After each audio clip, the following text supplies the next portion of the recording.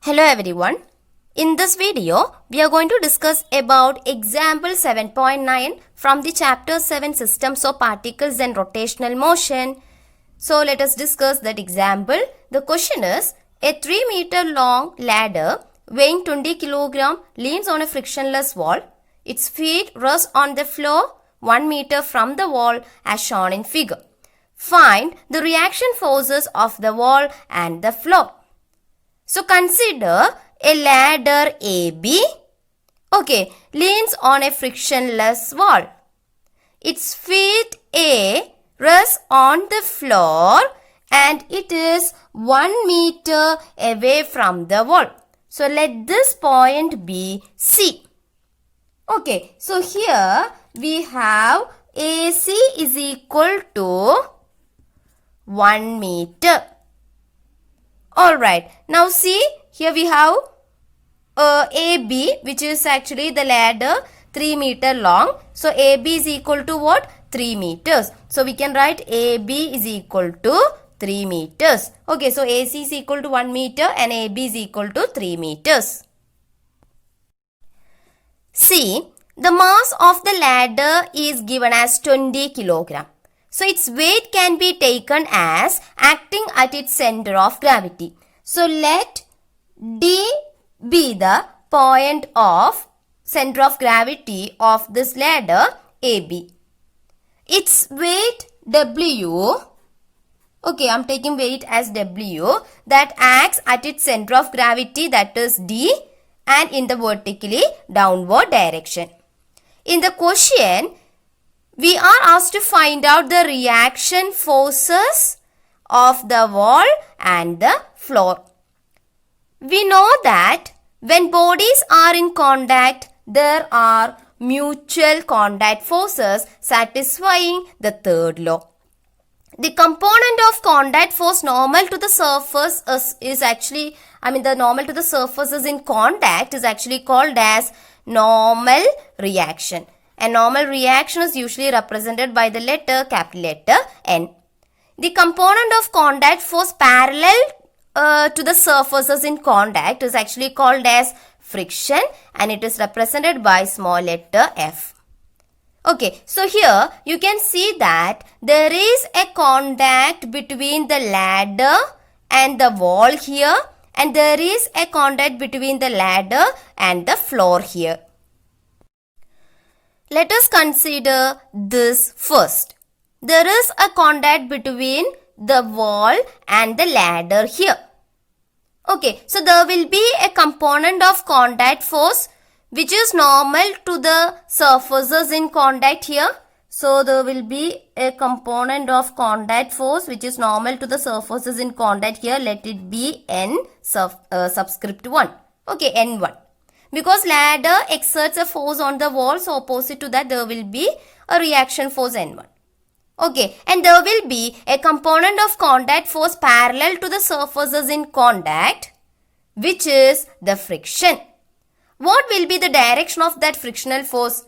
Will it be along this direction or is it along this direction? See, the force of friction acting here will be trying to prevent the impending motion of the ladder downwards. So, the friction will be acting along this direction. This friction is actually the static friction but acts along the wall now. So, I am representing that as FSW. Static friction but acts along the wall. But in the question it is given that the ladder rests on a frictionless wall. That is, the wall is a frictionless one. So this FSW is actually equal to 0. That is, we don't want to consider this friction in force of friction here. So the only force acts here is the normal reaction force N1. So the reaction force of the wall is N1. In NCERT textbooks, it is actually taken as F1. So I am taking this N1 as F1. Now, when we consider this end of the ladder, that is A, this end of the ladder, it is actually in contact with the floor now. So here also we will have a component of contact force which is normal to the surfaces in contact. Okay, which is the normal reaction force. I'm just let it be capital letter N. And there will be a component of contact force parallel to the surfaces in contact, which is the friction. Here also the friction is a static friction. What about the direction of that static friction? It will be along the floor, but in which direction? Along this direction or along this direction? See, the friction acts here will try to prevent the ladder from sliding away from the wall. So this prevents the impending motion of the ladder away from the wall. That is, prevents the motion of the ladder which is about to happen in this direction. That is towards left. Okay, that is the direction of force of friction will be opposite to that, and that will be along this direction. Okay, that is it is directed toward the wall. So let this static friction be represented by FSF. Okay, it is the static friction along the floor. Okay. See, in NCERT textbook, this is actually represented by capital letter F. So let it be capital letter F. Okay, that is FSF, force of friction. I'm just representing it by capital letter F. That's all. Okay. See, to find out the reaction force of the floor, we want to find out the resultant of these two forces N and F. Okay, see, we have N along this direction and F along this direction. So the resultant force will be along this direction. Okay, so let this be the resultant force of these two forces N and F. Okay. Okay, so let this be the resultant of these two forces and I am representing it by F2. Okay, actually, how do we get this resultant force F2 along this direction? We have discussed about triangle law of accretion and parallelogram law of accretion in our previous videos now. There we have discussed about this. I will provide the link in the description box. If you want, you can watch that. Okay. So, here F2 is the resultant of these two forces N and capital letter F. The same can be considered like the force F2 is resolved into two components. One is N, another one is F. Okay. Let this system be in mechanical equilibrium. Mechanical equilibrium means what? Mechanical equilibrium means the system is in both translational equilibrium and rotational equilibrium.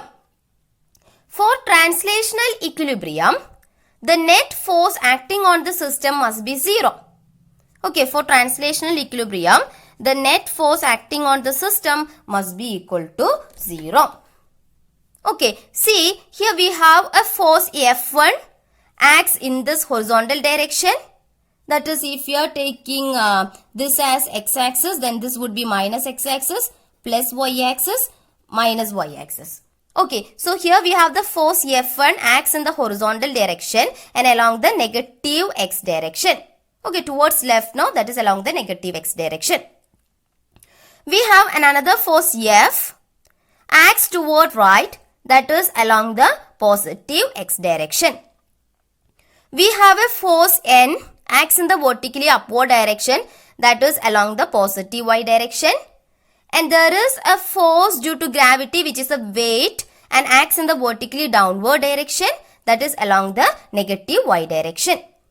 So, for translational equilibrium, the net force in the horizontal direction must be 0 and net force in the vertical direction must be 0 separately.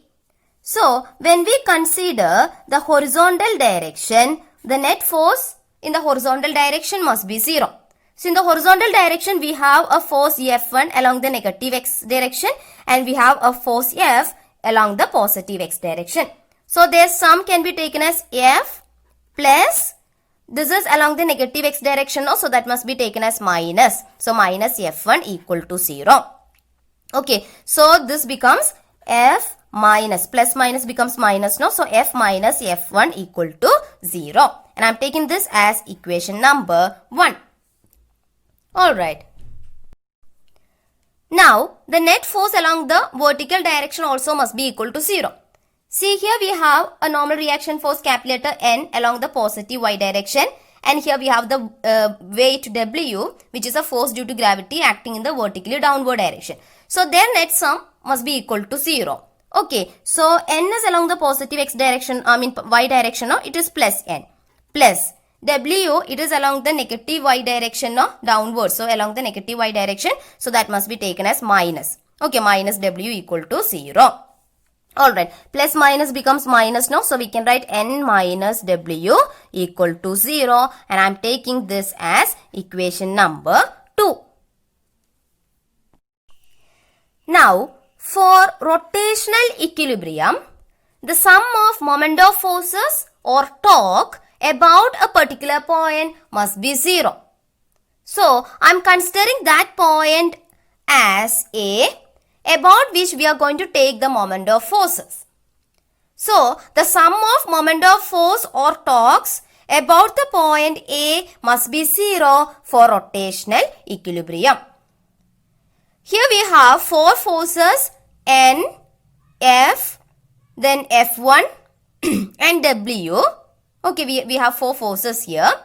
What about the moment of force? Okay, moment of force or torque due to these 2 forces, the normal reaction force and the force of friction F. It is 0, no? Torque or moment of force due to F and N, it is actually equal to 0, no? Because they act, the normal reaction force and F, they actually act at the point A itself. Right. See, what is actually the expression for torque or moment of force? Tau is equal to RF. I'm just writing the magnitude. Okay. So, RF sin theta. Okay. So, this can be written as F into R sin theta. Okay. That is, we can say that it is actually the product of force and R sin theta is actually the perpendicular distance of the line of action of force from the axis of rotation or from the pivoted point or from the fixed point. Okay, so here the point about which we take the moment of forces is the point A. So, the perpendicular distance between the line of action of force. If we take the normal reaction force, this is the line of action of force. And that point, is there any perpendicular distance between them? No, it is 0. Okay, similarly when we consider this point A and the line of action of this force, is there any perpendicular distance between them? No, this point is here itself. Okay, the forces are acting at this point itself. So, torque or moment of force due to the force N and the force F is actually equal to 0. Now, what about the moment of force about the point A due to this force F1? So, I am just representing it by tau F1. Okay, moment of force or torque about this point A due to this force actually F1. Okay, so we have this is actually equal to the force into perpendicular distance of the line of action of force from the point A. So, the force is actually F1. So, F1 into the perpendicular distance between the line of action of force from the point A, no? So, line of action of force is actually along this direction. Point A is here, that is somewhere. Then perpendicular distance between them means this distance. Okay, this distance is actually the perpendicular distance between the line of action of force and the point A. Okay, that is, you can just consider this as the line of action of force. Okay, then from this point A to here, this is actually the perpendicular distance between the line of action of force and the point A. From the point A. Okay, and this distance is actually equal to this distance, no? That is equal to BC. Okay, so here BC is the perpendicular distance. Alright, now how can we find out this BC? See, here we have a right angle triangle ACB. Okay, this is a right angle triangle. So, from Pythagoras theorem, we can write hypotenuse square, that is AB square, is equal to base square, that is AC square, plus altitude square, that is BC square. Okay, from this expression we can write BC square is equal to what? AB square minus AC square. Alright, so BC square is equal to, what is AB? AB is actually the length of the ladder, no? Length of the ladder is actually 3 meters. Okay, so 3 square minus AC, that is actually given as 1 meter, so 1 square. 3 square is 9, 1 square is 1, 9 minus 1, 8. So BC square is equal to 8. So BC is equal to square root of 8. So this can be written as square root of 2 into 4, no? Okay, square root of 4 is what? 2. And root 2 is here. So 2 root 2. Okay, so BC is actually what? 2 root 2 meters. Therefore, the torque or moment of force about the point A due to this force F1, that is tau F1 is equal to what? F1 into BC. BC is actually 2 root 2. Then we can write 2 root 2 F1. Okay. What about the moment of force or torque due to W? I'm just taking it as tau W. Okay, so what about the moment of force or torque about this point A due to this force or due to this force due to gravity or weight W? It will be, okay, the torque due to W will be the product of force, which is W, and the perpendicular distance of the line of action of W from the fixed point A. So you see, the line of action of W acts along this direction. So line of action of W is this. Okay, this dotted line actually represents the line of action of W. Then the fixed point A is here. So the perpendicular distance between, the perpendicular distance of this line of action of force from this fixed point A means this distance. Okay, this distance. Alright, so let this point be capital letter E. So AE is that perpendicular distance. Okay, so here we can write the moment of force or torque due to W is equal to W into the perpendicular distance, which is AE. See, AE is actually half of AC. Okay, so AC is actually 1 meter, so AE will be equal to what? AE will be equal to half meters. Okay, so the moment of force or torque due to this force, due to this W, that would be equal to 1 by 2 W. Okay. Now, see, the torque due to F1 is anti-clockwise. Okay, so it can be taken as positive. So torque due to F1 can be taken as positive. Okay, torque due to W, it is clockwise. Okay, it is actually clockwise torque. So this can be taken as negative. So I am taking it as minus. Okay, minus 1 by 2 W. Okay. So for rotational equilibrium, the sum of moment of forces about this point A must be 0. That is, sum of moment of force due to this force F1 and due to this W must be 0. Okay, so here we have 2 root 2 F1, 2 root 2 F1 plus the moment of force due to W is minus 1 by 2 W. This is equal to 0. Okay, so this can be written as 2 root 2 F1 plus minus becomes minus 1 by 2 W equal to 0, and I am taking this as equation number 3.